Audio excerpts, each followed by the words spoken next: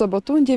mája otvorila Botanická záhrada Univerzity Pavla Jozefa Šafárika v Košiciach svoje brány pre širokú verejnosť. Deň otvorených dverí priniesol návštevníkom nielen možnosť objaviť krásy jednej z najvýznamnejších univerzitných botanických záhrad na Slovensku, ale aj zažiť niečo výnimočné. Záhrada, ktorá je súčasťou Prírodovedeckej fakulty UPEŠ, plní okrem vedeckých a vzdelávacích funkcií aj dôležitú úlohu v spoločnosti. A práve dnešný deň to názorne ukázal. Od 9. ráno až do 5. popoludní sem prúdili návštevníci všetkých vekových kategórií. Rodiny s deťmi, seniori, študenti, ale aj odborníci a nadšenci rastlín z celého regiónu. Deň otvorených dverí je tradičnou akciou Botanickej záhrady.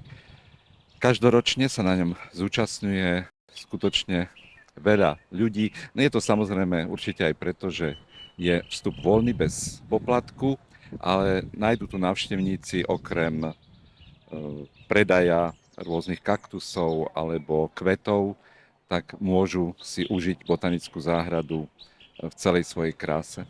Súčasťou programu bol aj botanický svab rastlín. Na svab rastlín môžu doniesť ľudia akékoľvek rastliny, väčšinou sú to izbové rastliny alebo aj záhradné.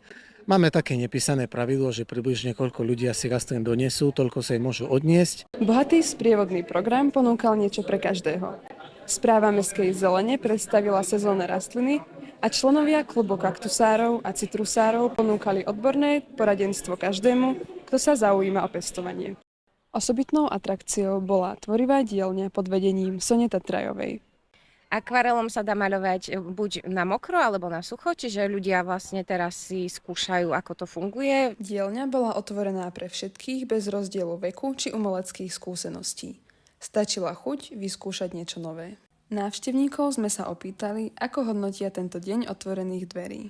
Som prvýkrát v botanickej záhrade, veľmi sa mi tu páčilo, hlavne tá skleníková časť, tá tropická, subtropická. Najviac sa mi zapáčili kaktusy, som si aj kúpil.